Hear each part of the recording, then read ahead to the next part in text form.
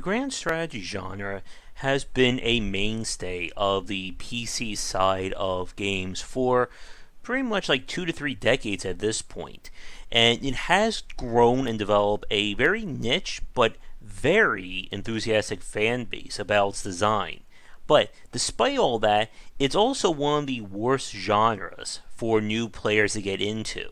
And playing AI Wars 2 lately has given me the chance to think more about this and why this kind of design is so difficult to grasp, and more importantly, so difficult to design a tutorial or structure around to ease new players in. Now, for people who don't know what the term is, grand strategy refers to titles that focus overall on the macro side of combat. This is the complete antithesis of games like League of Legends, StarCraft 2, and so on and so forth, where you're controlling individual units or small groups of armies. These games are about battling over entire countries, planets, galaxies, even the universe in some cases. And it's all about kind of this emergent or dynamic progression over the course of playing a game. Now, some of the more mainstream examples that come close would be titles like the Total War franchise, Sid Meier's Civilization, and I think those are the two biggies. But even they they don't really have as much legs compared to the biggies of the genre. We're of course talking about Paradox Interactive, Steel Panther's World at War, and a lot of other games which you either are well aware of or have no idea what we're talking about. But when we talk about games like Civilization and some of the smaller titles, they typically refer to being the 4X genre. And I always forget all 4X's, but I'm sure fans will be more than happy to remind me in the comments below. And with this kind of design, again, you're not focusing on individual battles. It's where that motto, you win the battle, you lost a battle, but you won the war, or vice versa, comes into play. And these games have a lot of depth and definitely complexity in terms of their systems and mechanics.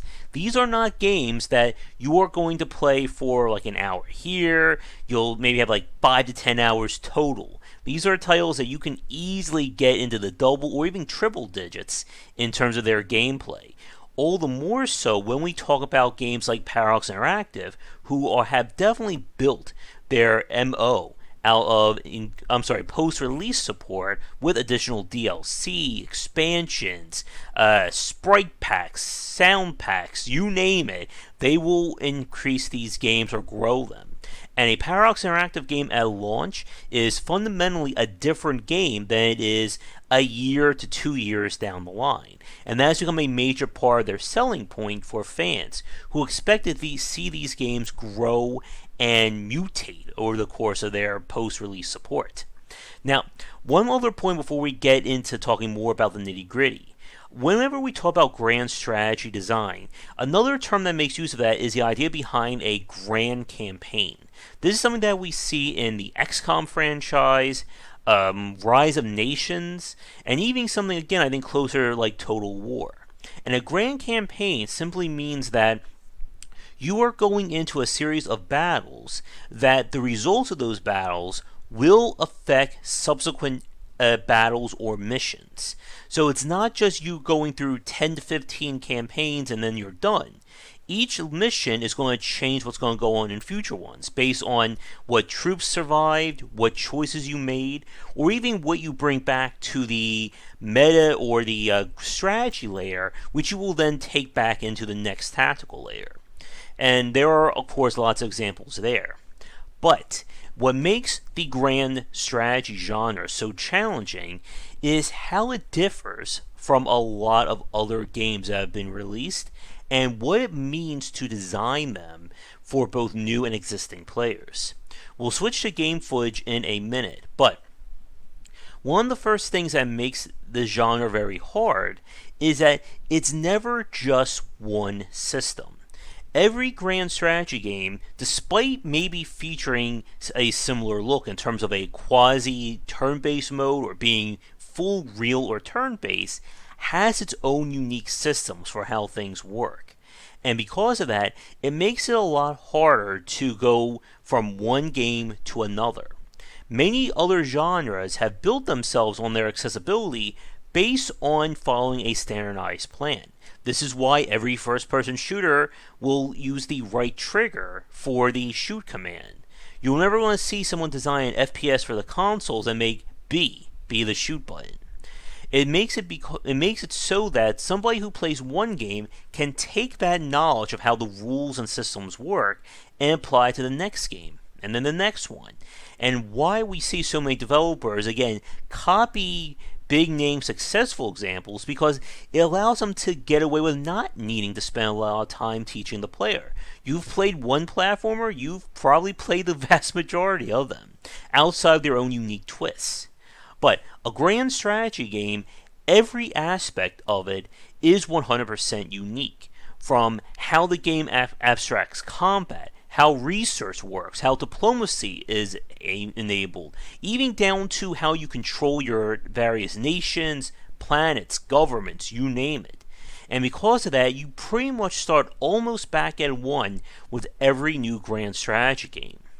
Now from there, things get a lot more challenging in terms of trying to learn them, both from a tutorial and structure. And for that, we need to switch to some game footage of AI Wars 2, where we'll talk a little bit more about why it's a lot harder to learn this game despite having a very simple goal. And now a quick shout out to the supporters over on patreon.com/GWBycer. So what we have here is AI Wars 2 by Arkan Games, and this has been a game that, depending upon who you are and whether you're a fan, this is either one of the best games you've ever played, the original I should say, or one of the most confusing. And the AI Wars franchise is built on being a real-time grand strategy game. A major part of this is how dynamic the game plays out over the course of a single play, and one of the reasons for its mass appeal and replayability. And this is a major part of any grand strategy design. When we look at most strategy games, some of the more basic entries, the game itself really does play similarly over multiple plays, because the AI is not really designed to outright match the player in terms of understanding the rules. One of the complaints I think some people have about Civilization is that the harder you make the game doesn't make the AI play the game better, it just gives it more advantages. And what ends up happening is that it almost ends into a point of you really just playing it yourself. Once you know the best build orders or the best strategy, that stuff carries over from game to game. Not at all when we talk about grand strategy design. The main point about grand strategy game is so much of how to play the game can't really be applied to a tutorial. There is no general walkthrough that will teach you how to win every time at AI Wars 2, or Crusader Kings, or Europa Universalis. And the reason is that the game itself grows and changes based on not only how the game map was designed, but what events or situations the AI will basically do over the course of playing. With AI Wars 2 over here, basically the challenge is that every time I take over the planets that we see on the universe map or the galaxy map, the AI gets more and more annoyed, represented by that AIP at the top of the screen. The more annoyed the AI gets, the more it's going to try and do more to kill me, whether by unlocking new units or starting additional attack waves. And that's what you see where it says like CPA and TOTA to the upper left hand corner of the screen.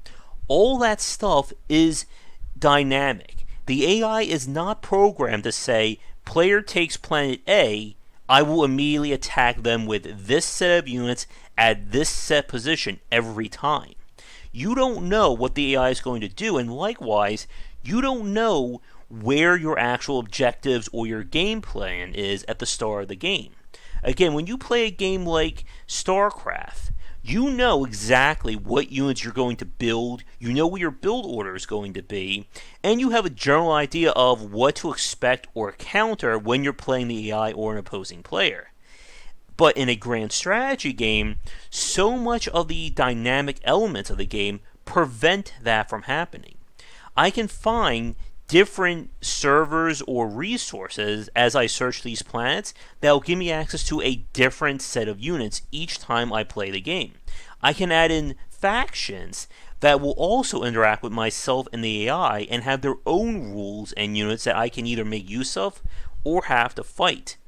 And that sense of a dynamic play, or emergent gameplay, I should say, is what drives a lot of people to play grand strategy games, but is also why it makes it very damn hard to learn. Because starting with the tutorial, how do you teach someone the rules of a game where the actual game can change every time you play it? You don't have a set strategy beyond just like the very beginning of build a barracks, build an army unit. But then where do you go from there? I've talked about this before on a previous video about tutorial design, that the player needs to understand what am I doing, how do I do it, and why do I do it. And the why is where grand strategy games, almost everyone I've played, tends to suffer. Because why is dynamic. You don't know at what point you're going to need to make use of something or what your options are. All that comes into play based on how the game itself grows and changes. Like, I can build military units every which way in AI Wars 2, but I don't know how I'm supposed to really win this game, or what is my goals? What am I trying to achieve at any given moment? Again, we have a fixed beginning in terms of starting at a single planet or a single country in Europa Universalis. I have an ending. Take over the world, destroy the AI, get a cultural victory, you name it. But everything in the middle is entirely in flux and is completely different every time we play a grand strategy game. And because of that, you simply can't design a tutorial to make sense of that. Now, another problem, one that's not so much indicative in AI Wars 2, but in more of the turn-based or quasi-turn-based games like Stellaris, Crusader Kings, is that these games are built on a collection of systems. Diplomacy, combat, running a nation, building structures, or managing the growth of a nation or economy. These are not systems that you can just take apart and explain in a microcosm. When we play almost any other genre, tutorial design always breaks things down into a simple system or a mechanic that is taught one at a time. You then introduce the next, and then the next. You may go into some more greater complexity, but you can take each system apart and explain it to the player. You can't do that with the grand strategy genre, or even just the 4X genre in a lot of cases. Understanding how to move military units doesn't tell me squat about how do I manage an economy so I can build said military units, or when do I upgrade my units to give myself a greater chance. So you have to teach the player both everything at the same time, but it still has to be open-ended enough to allow for this variance and dynamic play that happens over these games. And I still have yet to see a tutorial that has managed to do that. And I'm going to pose a question to you listening or watching this right now. Can you think of a grand strategy game that did a great job in teaching the player not just what the rules are, but how to start asking those questions and being able to put two and two together of trying to build a game plan? And not just a game plan that will work, but understanding how to start putting things together so that whatever the game throws at the player, they can start formulating, okay, this is happening in this game, so I should go with this plan. But then in the next game I play, I'm going to, because things have changed in this way, I'm changing it to be like this. And getting the player to that point is very difficult. For people watching this right now who are hardcore fans of AI Wars or Europa Universalis or you name it, how did you get to that point in terms of your understanding of the game, and how would you explain that to someone who has never played a game like this? But with that said, thanks for watching today's Critical Thought. Be sure to come back for daily discussions on game design here and on game wisdom, where exactly they are in science of games. And if you'd like to suggest a topic for me to cover next time, please let me know. But otherwise, take care, and I'll see you all in our next video. Thanks for watching the video. If you enjoyed things, be sure to do all the liking and subscribing that the kids are doing these days. Check out our Discord channel linked down below where we hang out and chat game design, and come back later tonight for our regular streamings. But that's it, and tune in for more great content here and on Game Wisdom, where we examine the art and science of games.